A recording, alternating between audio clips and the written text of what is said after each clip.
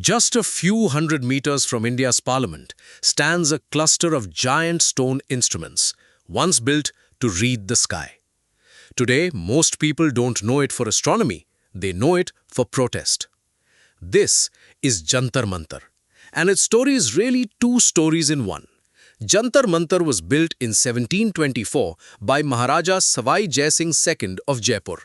It was the first of 5 observatories he constructed across northern India, designed to track the movement of the sun, the moon, and the stars with remarkable precision for its time.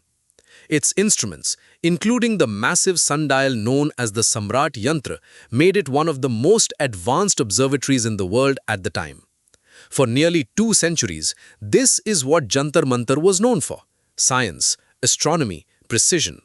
Its transformation into a protest site didn't happen by design. It happened by accident and fairly recently.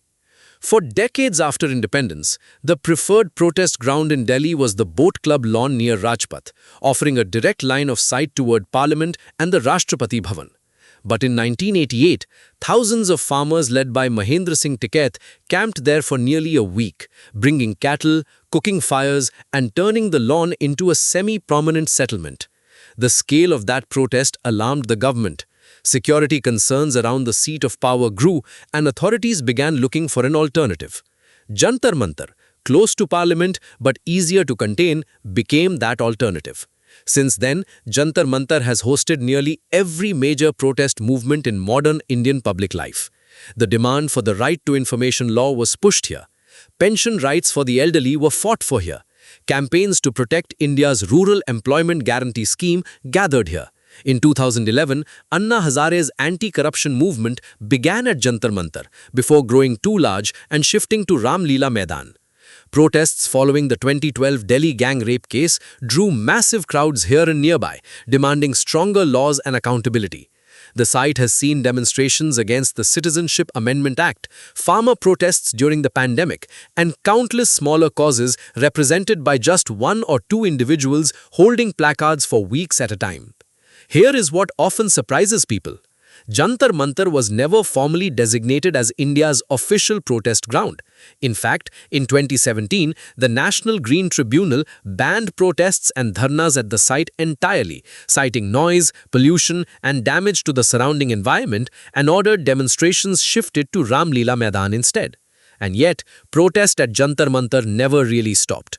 Groups have continued to gather there under case-by-case police permissions, often tapped at a limited number of people, sometimes just 100, sometimes a few hundred, depending on what authorities allow for that specific demonstration.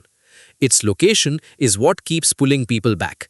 Being just a short walk from Parliament means being seen, being heard, and being covered by the journalists who work in the area. In a country where legal protest space is limited, that visibility matters enormously. In 2026, Jantar Mantar again became the center of national attention.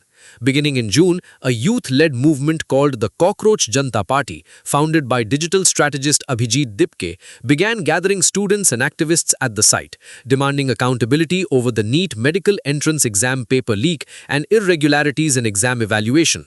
The protest drew wider national attention after Ladakhi environmentalist and education reformer Sonam Wangchuk joined the demonstration in late June and began an indefinite hunger strike at the site, demanding the resignation of the Union Education Minister. What began as one group's protest grew into one of the largest demonstrations Jantar Mantar had seen in years, once again pulling the country's attention back to this narrow stretch of road beside Parliament. So what is Jantar Mantar really?